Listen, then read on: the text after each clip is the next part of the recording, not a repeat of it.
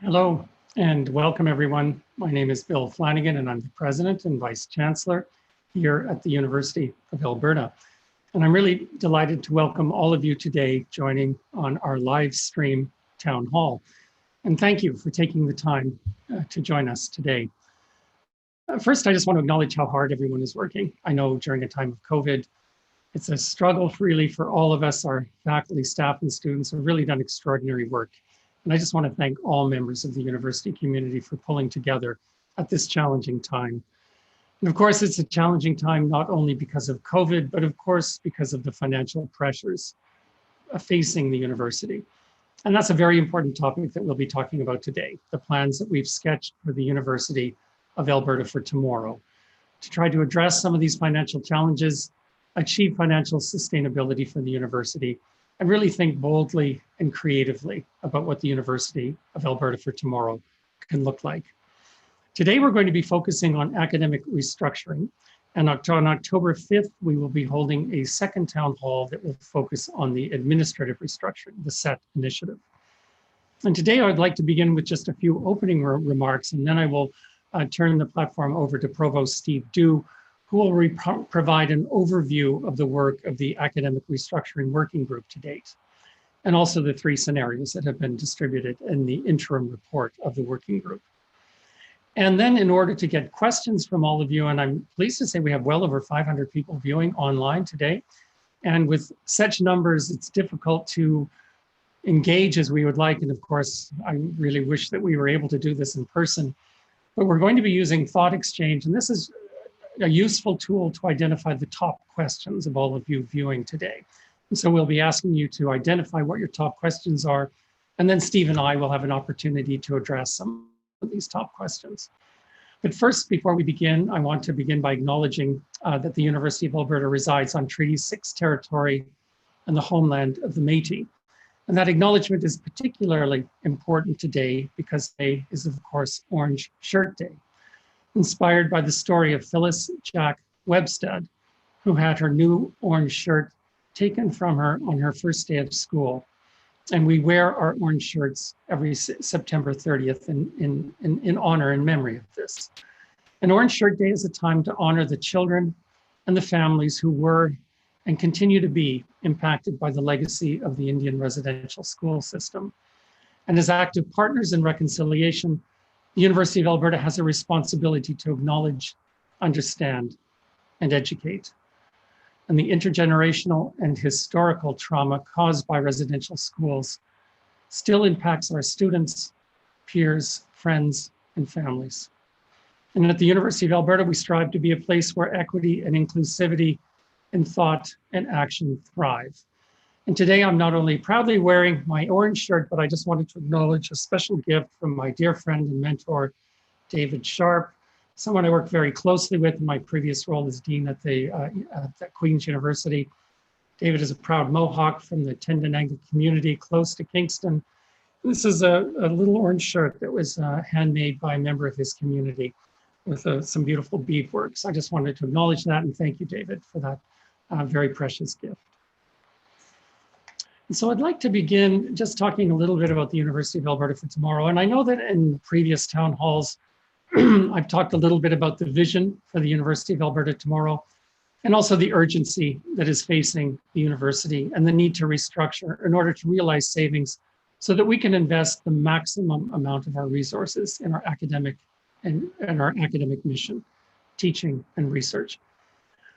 But today I want to talk about what I've heard so far and some of the feedback that we've received so far. And I think some very important feedback. And first I want to thank Ricardo Acuna and Elizabeth Johansson, presidents of ASHWA and NASA, who gave a very powerful presentation to the board, Human Resources and Compensation Committee yesterday.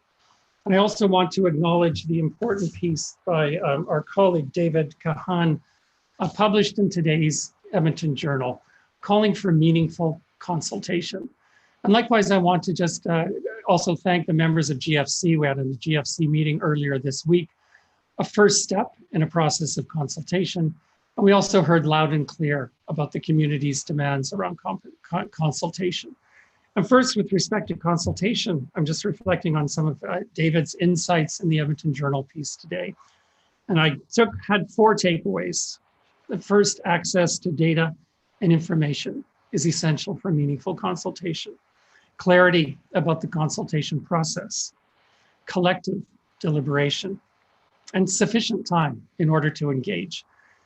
And likewise, I just wanted to comment that in terms of the consultation and clarity about our consultation process, this is the first of 5 town halls that we will be hosting over the next several weeks, focusing on both academic restructuring and the SET initiative. We'll also be holding a town hall on October 20th for our alumni. Steve and I are going to be meeting with each of the faculties in roundtables scheduled over the next 4 weeks. And those roundtables will be an opportunity for collective deliberation. That is, we want to hear from all of our community members. We won't be using thought exchange in those. Once we have a smaller group, it's easier, of course, to have individual participation. And we certainly recognize the importance of that collective deliberation. And likewise, there's a number of our deans are leading consultations. There's numerous committees and other stakeholder groups. I've also committed to meet regularly with the presidents of ASHO and NASA going forward as part of the consultation process. So I just wanted to acknowledge the importance of the calls for consultation and this consultation be meaningful. And likewise, we welcome all submissions on our website and also submissions about the nature of the consultation. And we know how important this is to the university community. And indeed, without a meaningful process of consultation, what we're proposing to achieve simply won't be possible. And so we do want to hear from all of you. Your feedback and your input are absolutely essential. And so now I'm going to turn it over to Steve, who's going to do a quick review of the work of the Academic Restructuring Working Group today. And then we're going to open it up for questions. Thank you. Thanks, Bill. I'm just going to try and share my screen here for a hopefully brief presentation.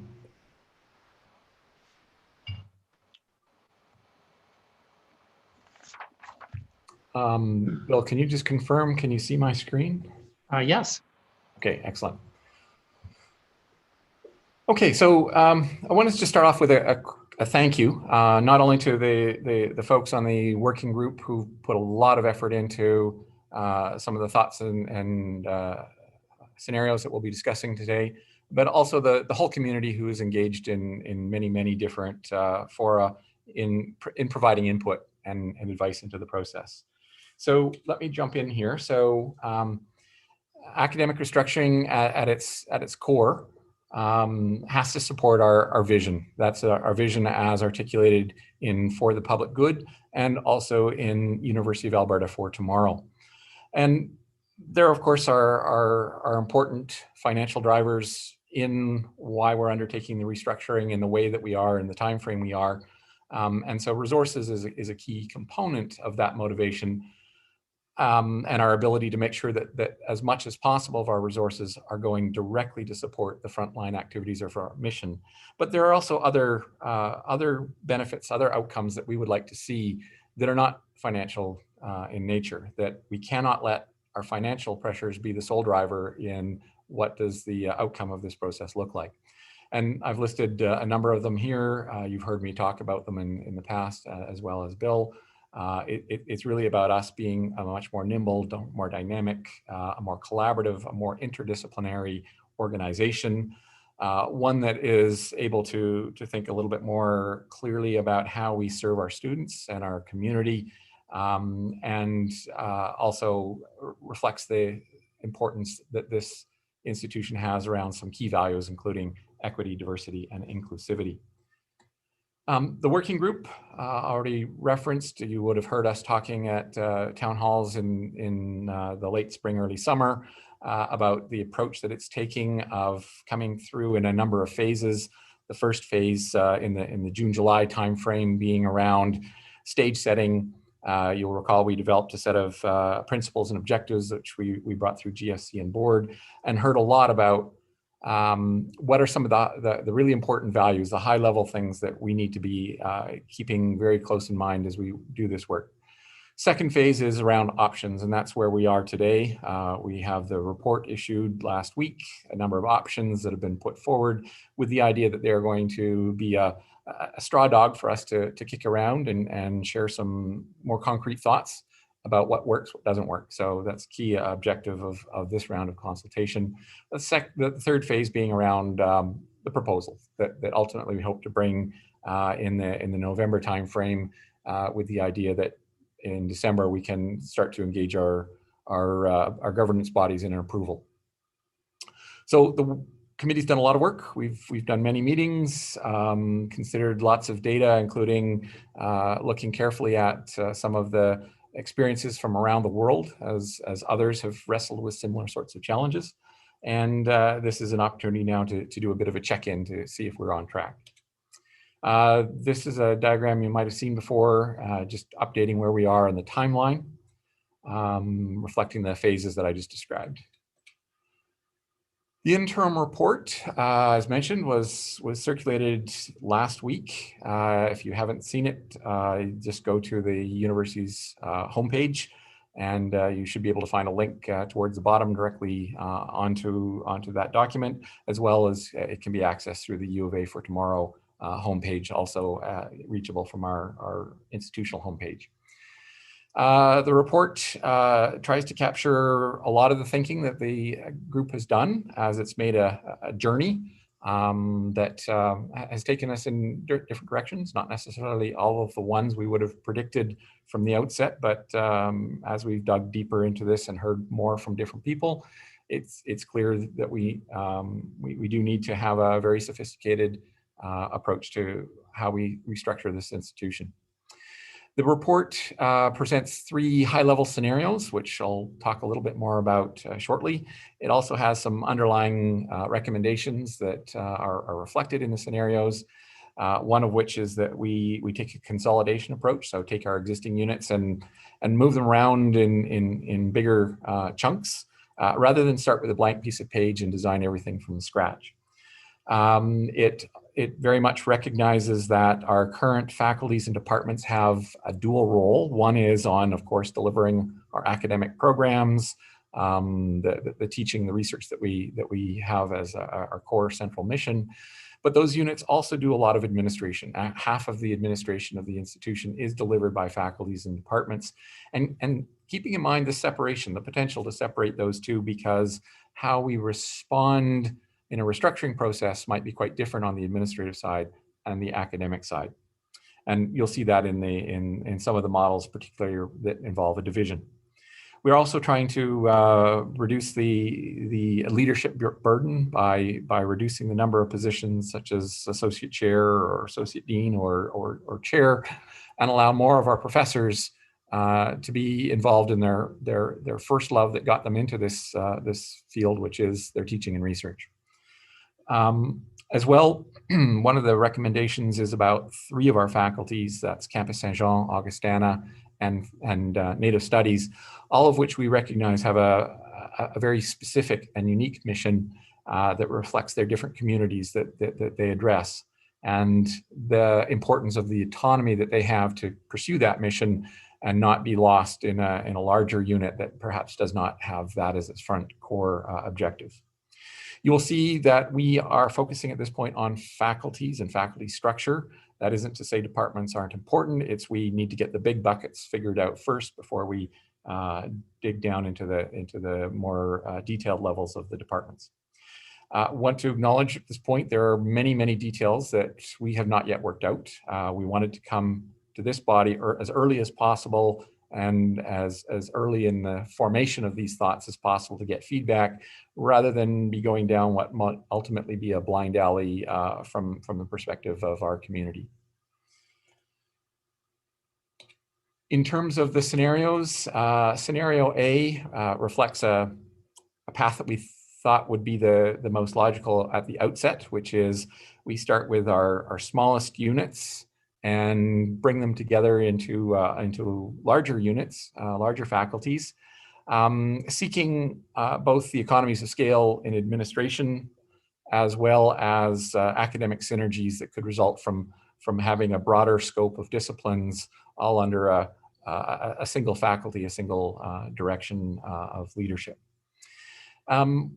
Scenario A reflects that in that as we looked at our 18 faculties, we could certainly see if we brought nursing, rehabilitation medicine, public health, pharmacy, pharmaceutical sciences, kinesiology all together in a single integrated health sciences faculty with schools that reflect those disciplines and focus on the delivery of those programs, but the faculty itself providing a more coherent integrated vision and direction. We can see some good value from that as a direction. Those are areas with some common elements that will find opportunities for academic synergies and programming, particularly the opportunity for an undergraduate health sciences degree, perhaps, or health sciences programming that individually none of those faculties could offer, but collectively would be quite realistic. Opportunities for interprofessional education. So quite a few academic synergies that come out of that grouping. And it's a group that would be familiar across the U15 as an allied health sciences faculty. The challenge with taking that model further is the 3 small community units that I mentioned. Harder to find ways to merge them into a bigger faculty without losing their independent and autonomous need to deliver their vision. And then skipping past them, as we got combinations like law and business and education, we realized that the opportunities for academic synergy were not as strong, and that would be motivated solely by the administrative economies of scale and not the academic ones. So that limited our ability to go down this path, and you see scenario A only stops at the health sciences for that reason. So if scenario A was starting small and building up, scenario B is more starting big and seeing what can be done there. Here, what we have are most of the faculties landing in 3 large groupings, which we're calling currently divisions. With the idea that we would be looking to amalgamate a lot of the administration. As much as possible of the administration would flow up to the divisional level. We get good economies of scale. We would leave the faculties in name to focus on the delivery of the academic side and the programs that they currently support. But the nature of what is done at a faculty would have to change in this model, that it would be strictly focused on the academic piece with all of the administrative components and some of the academic components, which we'll talk about later, moving up to the divisional level to give us those economies. Native Studies, Augustana, CSJ remaining as autonomous units, not part of these large divisions. The divisions themselves being lined up around our 3 funding agencies, not just simply because that allows us with opportunities around research and strategizing towards those agencies, but also just a natural affiliation of those 3 groupings in a lot of the vernacular and affiliations that we feel across campus. I've lost scenario C. Well, my apologies. Scenario C is a bit of a blend between those 2 strategies. So it involves making the alignments at a faculty level, grouping subunits as schools as much as possible where those make sense. So that would be arts and science. Again, another common U15 faculty that we'll see at other institutions. That health sciences faculty I already talked about, as well as an applied science faculty, which would pull in engineering and AILS as disciplines that do have some potential in terms of standard approaches to methodology. And there are applied sciences faculties in North America and some opportunities for models there.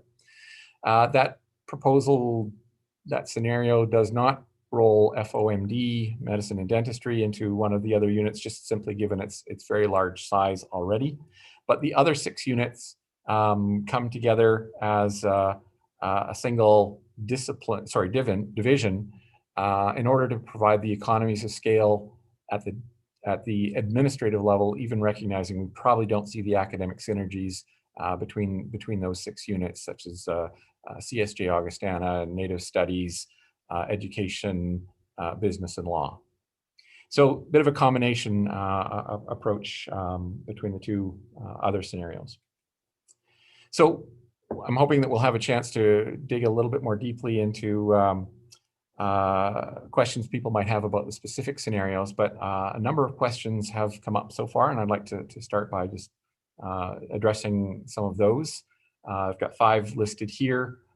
First, is everything already decided? Is this a fully baked idea, or are we actually here to hear from people? The second question is scenario costing. How did some of those numbers come out? What's the difference between operational and leadership savings? Third, what happens if we don't achieve everything that we want to financially through academic restructuring? Fourth, a little bit more dealing with the division and what is this new creature that we're talking about here. And then finally, again, relating to the division, if we create another level in the hierarchy, the academic hierarchy, how can that lead to reduced costs? So those are the ones that I'll dive into, and others that I'm hoping that we'll have an opportunity to deal with in discussion. So is this fully baked? Are we here to sell you, or are we here to listen? And the answer is very much the latter. We recognize that this is new territory for us. It's frankly new territory for just about any institution in the world, given the magnitude and speed that we have to move. And we really do need to hear from everyone in order to be able to miss as little as possible. There are lots of details I've already mentioned we haven't worked out, and it will require a lot of expertise that we don't have at the committee level. We need to actually get closer to some of the practitioners in order to understand the viability of some of the approaches, and I'll give some examples shortly. And there's lots of ideas. We have no monopoly on that, and I'm hoping to hear if there's something completely novel that we haven't yet thought of. And really, it has to be a participation. We need buy-in at the end of the day in order to make this work, and recognize that that only happens if people feel like they've had a chance to participate. On the cost savings side, where did those numbers come from? And acknowledge right up front, these are high-level estimates. Before we can do the detailed costing, we need to have a lot more of the details figured out, and we need that feedback from you in order to get to that place. The intention is that the numbers give us a sense of being able to compare different scenarios and understand the direction that they lead us in, but these are not to 2 decimal places accurate or precise numbers. You'll see separation between operations and leadership savings. The operations savings come from economies of scale of delivering the support functions, the administration, by bringing them into larger, more specialized units, which is possible only if we pull them into bigger, higher level units. The estimates that are given come from modeling of our own uniform data. And you would have seen some graphs shared in the spring of what that data looks like. I'll add that data does not include FOMD. FOMD does not scale within the model the way that the rest of the faculties do. And so the estimates that involve medicine and dentistry do not anticipate economies of scale, not because we don't anticipate they would occur, but simply that the model didn't include that. So the projected savings would be more significant if we had a model that included those. These are what I would call direct savings, meaning that they would result in positions being eliminated, whether they're through attrition or layoffs. And so we would be able to directly attribute the action to a savings in dollars. Also acknowledge that they overlap with SET. So both SET and academic restructuring are seeking to reduce our costs of delivering the support functions, the administration, but they're taking different strategies. One's looking at economies of scale, the other's going right to the work itself and redesigning the work and workflows. So you have to be careful that we can't count the same dollar too many times. The leadership savings are a little different. They are stemming from us, having fewer professors being pulled out of teaching and research and put into leadership roles.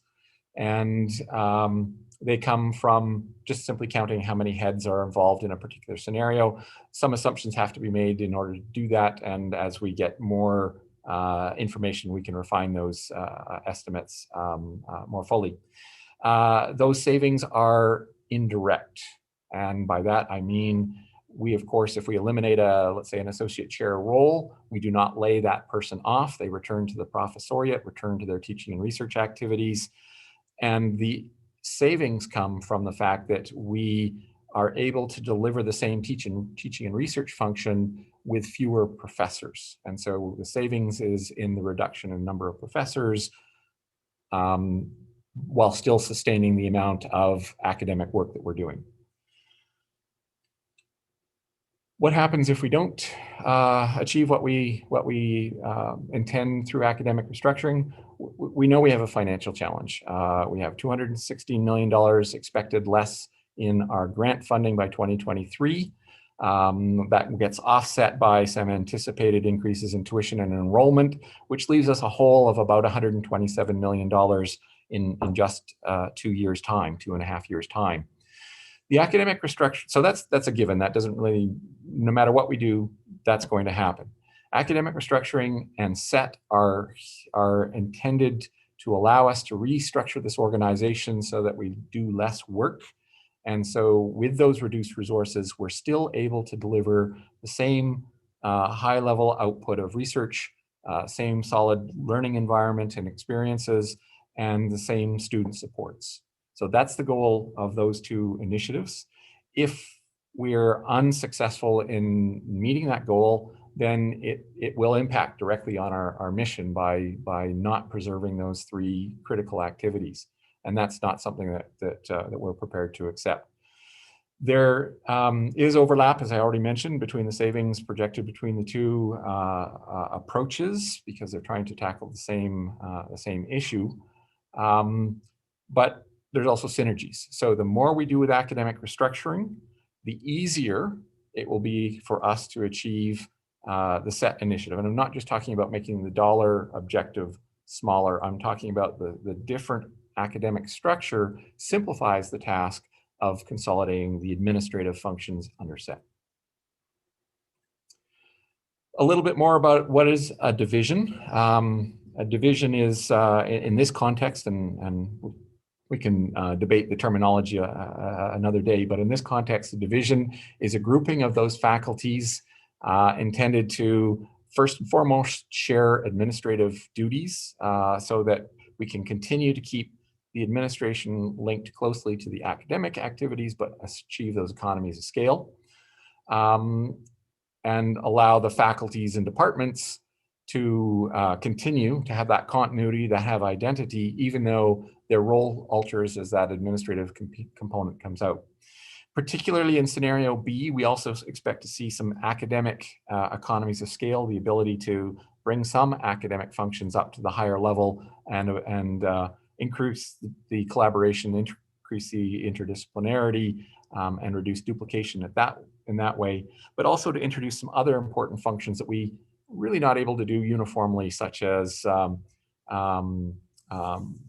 look at supporting EDI at the faculty or the division level in ways that we can't currently do, or support international activities, for example. So I'll give some examples of that a little bit later. Now, if you look at an org chart, you add another layer, how does that make us more efficient? How does that save us any money? And at first glance, that's not intuitive. It comes at the administrative level from those economies of scale I talked about. And we can also see economies of scale at the academic level in certain cases, where that academic function can be pulled away a bit from the programs that it has traditionally been linked closely to. And that would allow us to have fewer academic leaders, as I've explained, take away less out of our professoriate, and allow us to continue to deliver those functions with fewer professors. Not that I want us to have fewer professors, of course not, but that's the reality that given our financial situation, we're not going to be doing very much hiring for the next couple of years. And so to sustain our academic functions, the academic leaders can be repurposed. So I'll give an example that I hope makes this a little bit more clear. Here is our current configuration of academic leaders across our faculties. You can see they're broken up by different categories where we have standard leadership functions such as an associate dean research or an associate chair graduate. Those are put into a separate category. In some places they're grouped into an other category, so you'll see across the FOMD line that there will be a number of associate deans other or associate chairs other, which reflects the fact that that faculty has a need to support disciplinary and professional needs that lead it to some very unique roles. Don't want to touch with those. Obviously, the Faculty of Medicine and Dentistry is the right place to deliver those. But you can see if we look across a total at the bottom left of 321 people who are pulled out of, at least partly pulled out of their professorial roles in order to take on these leadership roles. Here's an example of what could be done potentially under a division model. You see the division at the top with an executive dean overseeing high-level strategy and those administrative functions, but also on here you can see some academic pieces that might get pulled up to that level, such as research, and pulling the research up to the division level where it has the greatest degree of scope and ability to support interdisciplinarity, and be supported by a really robust team of professional staff, rather than have it distributed across some 30 or so professors who are trying to do both transactional activities as well as strategic ones. This allows the academic leader to be setting strategy, setting policy, dealing with those really tricky precedent-setting issues, and having a really solid support team to amplify that impact out to a larger number of professors. Same we can do with the Associate Dean grad programs. That's a very, very complex administration process right now, designed, I don't know, 40, 50 years ago, and not to the scale that we currently deliver our graduate programs. International EDI, these are functions that some faculties have tried to embed right into their academic activities. I think that's a great idea, and we can extend that over the whole institution by putting these functions at the division level. The faculty level, we're focused strictly on academic elements, and so associate deans for programs, grad and undergrad, associate deans for students, discipline, student services like advising or curriculum related work integrated learning. That really does need to be done at the faculty level. And then at the department level, again, curriculum, so we need an associate chair program, but not the associate chair research or the associate chair grad. So that's a model. And if we follow this model, then we end up with this table where we can see, say in this example, same number of departments, haven't done any departmental consolidation. All of those special functions are still there. It's the common functions that we can roll up that we see the economies of scale. And in this model, we see 83 fewer leadership roles, 83 fewer professors pulled away from the classroom, pulled away from the research lab, and hopefully still be able to deliver as good or better support for those functions. This is just an example of how the division model, even though it adds a layer, that layer allows us to be much more effective at providing that common shared leadership and strategy. So that's the key pieces I wanted to cover. This is now a chance for us to really turn it over and hear from you. What are your questions and concerns? What advice do you have? What other ideas do you have that we need to be paying attention to? And some guidance as we move forward, what to be really doing in order to fill in some of those gaps. Lots of opportunities. Bill's talked a lot about this, so I think I'll just skip over that and really try to move us towards getting questions and discussion. So Bill, I think back to you. Great, thank you, Steve.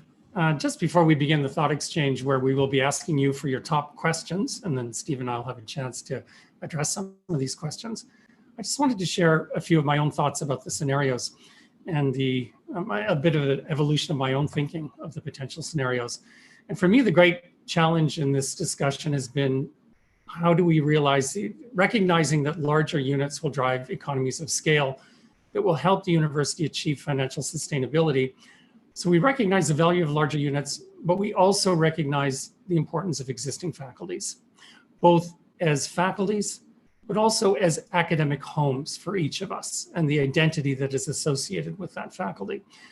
And this has always been a tension in all of the discussions. How do we achieve the economies of scale that we're hoping to reach, but at the same time, how to retain the importance of existing faculties and the identity associated with those faculties.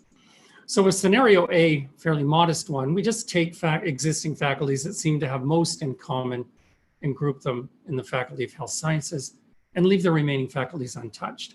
So scenario A has the, I think, advantage of really retaining most of the existing identities of existing faculties. But of course, we're not realizing as much of the economies of scale as we might hope to realize by just doing a smaller amalgamation. Scenario C was an attempt to go a little bit further, that is, explore groupings such as arts and science or applied science or health sciences, of course, where there might be some shared academic interests, where a larger grouping might make sense in order to achieve the economies of scale. But we would also retain some distinct faculties in the remaining divisions, trying to, again, address the importance that we attach to faculties and the academic identity associated with those faculties. With respect to scenario B, I have to tell you my first reaction to it was a bridge too far. It was too dramatic to move to a tri-council model for the university. But as we explored it further, particularly explored the idea of, well, why not allow all existing faculties to retain the status of faculty, being led by an academic dean, but group them in the tri-council where each would have a larger shared research interest. And of course, in these large groupings, we achieve the economies of scale. But in retaining the existing faculties, and in particular, the academic leadership resting with those faculties, we might retain what is most important about the faculty and the identity associated with the faculty. And likewise, as Steve has mentioned, Campus Saint-Jean, Augustana, Faculty of Native Studies, given their unique community-focused mission, we wouldn't group them into any of these three larger divisions. So that's a little bit of my own journey. And so I have to say it certainly evolved during discussions, and it will continue to evolve as we seek feedback from the whole university community. So with that in mind, I'd like to now turn to the thought exchange. Thought exchange, I just want to be clear, is not a substitute for constructive deliberation. It is, however, a really useful way for you to communicate your top questions to us, and it will very quickly sort what those top questions are. But I just want to be clear that I'm not proposing thought exchange as a substitute for collective deliberation. We must do that. We will do that, particularly with our faculty meetings and our ongoing committee meetings and all of the other ways in which we engage with the community.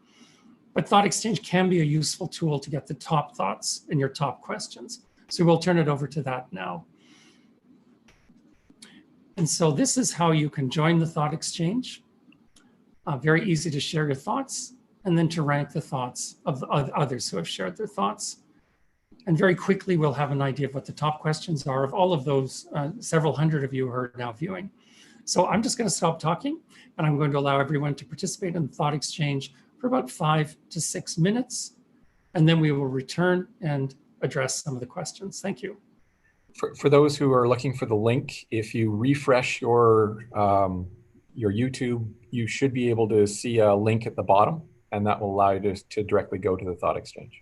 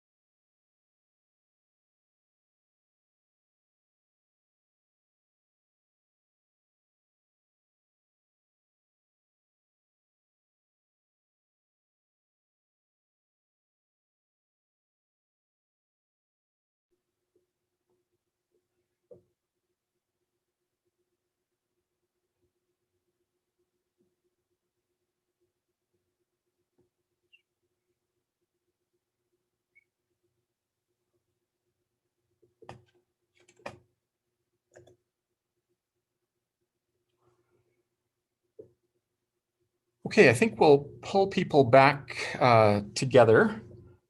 We've had 900 participants on the Thought Exchange, and you should be able to see just a bit of a breakdown of some of the data there. You can see that we're roughly half support staff, about a third academic staff, and the remainder students, alumni, and other. Let's jump to some of the top thoughts. Just refresh the screen here. And so top thought number one is, how can you possibly reduce support staff with increased need for instructor support in an online U of A? Absolutely recognize the challenge that COVID is presenting to us and having us be in an online mode. And clearly we have to be very careful about that particular element of supporting our academic enterprise. So fully agree with the implied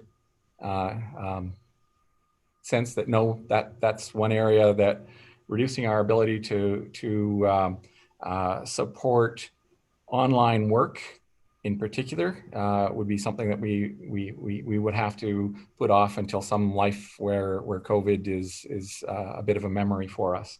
But many of the other functions that we're looking at that don't directly relate to delivery of online, I'm afraid we don't have the ability to postpone those. Our financial pressures are dire and time driven. Government has set clear expectations that they have to happen starting in this fiscal year. And so with much of this, we will have to move forward, even recognizing the need for the online component to be supported well. Second question, SET is drawing on uniform data that is not unit specific. So how does it approach? So its approach does not appreciate the specific work that is done on campus. So just want to be clear that uniform is one piece that's driving the SET initiative, and we'll certainly spend a lot more time at next week's town hall talking specifically about SET. But just to be clear, uniform is just one of a number of different pieces of information that is driving our restructuring. All of the uniform data and our existing internal record systems are being reconciled and pulled into a common picture of where is what work being done. And if we were to reorganize it, restructure it, what pieces do we need to pull from? So I'm going to push a larger discussion of this till next week when we're really focused on SET, but recognize the need for us to really have a fully a vibrant picture of this system that we're trying to understand and rebuild using a multiplicity of data sources. What are the impacts on staffs, layoffs, reassignment, et cetera, in each of the three models? Yeah, this is a critical one, and recognize the challenge that this model will bring in terms of, frankly, loss to all of us in terms of some of our relationships, some of our people, some of our traditional ways of doing systems on campus. And so how we approach particularly the staff is one that's going to have to be done carefully. I'm going to leave some of that discussion to SET, because that's really going to be much more in its wheelhouse. But we have lots of people who've given a lot to this institution. We need to be respectful of those contributions, and to the greatest extent possible, find ways for our existing people to migrate into potentially new roles in the organization. I'll leave the details on that to next week. Will there be additional staff layoffs as a result of the proposed restructuring? The magnitude of the reductions in our staff, whether those layoffs, attrition, or whatever, is really set by the financial challenges in front of us. And that's there regardless of our restructuring approach. It is set by the external environment that we're in. And so these processes are not about how many people we're going to have to lay off or what roles become redundant. It's more about how do we find ways to, given the people that we have, restructure the work so that they're not getting just simply more work piled on them with fewer people to cover the same amount of tasks. We have to reduce the number of tasks. We have to find ways to set our people up to be very successful at dealing with those tasks and be productive in ways that we haven't been able to in the past, just simply because of our balkanized structure of how we've organically grown into dozens of different ways to do the same function. But again, a lot of this is set related. Can we consider the student experience? Which one of these scenarios will ensure they're most supported most efficiently? A lot of the support does, student supports will spill into the set conversation. So this is one of those ones we're going to have conversations about in different arenas. But at the faculty level, where most of the student support components that are currently done by faculties, the objective is to reorganize them at the faculty level, as already talked about a bit in some of the scenario, the example I gave numerically. But if we reorganize how we oversee, let's say, the grad student piece, that's going to have to really engage our stakeholders, the students themselves, as well as our current team in devising what that looks like, so that it does not negatively impact, and in fact, as much as possible, possibly positively impacts our student experience. I see a complete elimination of academic support administration at the department level.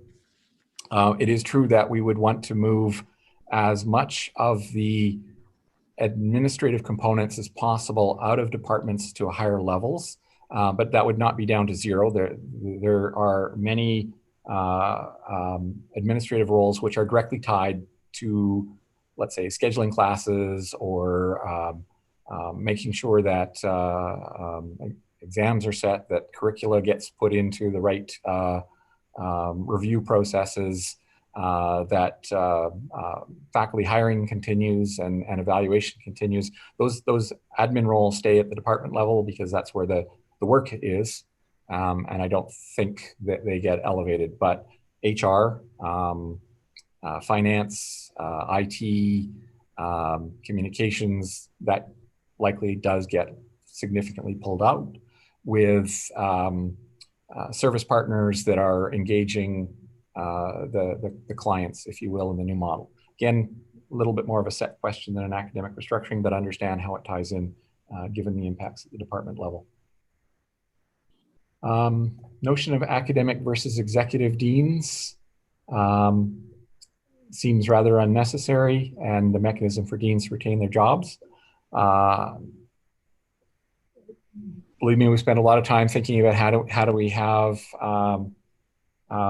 fewer faculties, and scenario A still goes down that path. So too does scenario C, I guess. And that would reduce the number of deans we have. The challenge we have, and Bill talked a bit about this at the outset, and Bill, you might have more to say about it, is just how much of the identity of the academy sits with the faculties and the relationships they have with their communities, the association there is between faculties and the programs. And so we did look at a number of different models, but what we heard fairly strongly was that identity and relationship to those faculties was a really critical thing that we should try and preserve if at all possible. So that's why we see that as a feature of scenario B, at least. Bill, did you want to say more on that? Yeah, just to reinforce that point, as I indicated earlier, that really was the major issue we've been wrestling with, is how do we achieve the larger units that drive the savings, but at the same time retain the identities that are closely associated with existing faculties, and also the academic home for all of us within an existing faculty. And so this, as you can see, we came up with various proposals to try to balance that in the 3 different scenarios.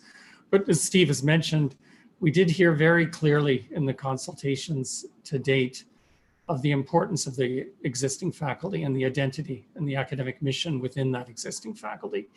And so that's what scenario B, of course, is trying to preserve as much as possible. Likewise, scenario A is attempting to preserve by leaving most faculties untouched. So that is the challenge of academic restructuring that we've been wrestling with. And of course, the community feedback on this is going to be absolutely fundamental to determining how we will proceed. Bill, we're almost out of time. Do you want to take a stab at the next one? And then that's probably all the time we have for today, but this is not the last opportunity for us to dig into these questions. Yes, the unions must be involved in the core working groups. And again, I really appreciated an opportunity to meet with the presidents of both ASHWA and NASA yesterday, and I will continue to be meeting with them throughout the academic and administrative restructuring process. And I definitely recognize the importance that the union representatives have in representing their membership, in particular NASA, which is being heavily affected by SET, and of course the ongoing job reductions that the university is facing right now. And I think it's very important that we acknowledge the impact on the university community of these layoffs, and in particular, the impact on the individuals affected. We can't lose sight of that. These are all people who have dedicated their working lives to the well-being of the university and have made huge contributions. It's a very challenging time as we undergo this restructuring. So again, the important role of the unions and their representatives throughout this process is something that I am personally very committed to. Now, I think this does wrap up our time, but I just wanted to once again thank all of you for participating today. We've gotten a lot of feedback with the Thought Exchange. We will continue to dig into that. That's again another advantage of Thought Exchange, is it develops a whole record that we can continue to work through. We're going to be leaving the Thought Exchange open for, I believe, yes, until the end of tomorrow. And so you can continue to add your thoughts or rate the thoughts of others. We will engage with the feedback that we've received on Thought Exchange through our blog posts and our posting on the UAT for University of Alberta for tomorrow. And likewise, as we continue with our town halls, the Thought Exchange will be informing what we do in terms of ongoing exchange with the university community. And likewise, this is really, as I mentioned earlier, really only the start of a much deeper process of consultation throughout the university community. I look forward to that. I look forward to an opportunity to engage with more of you as we work our way through this academic and administrative restructuring. And once again, thank you so much for your participation today.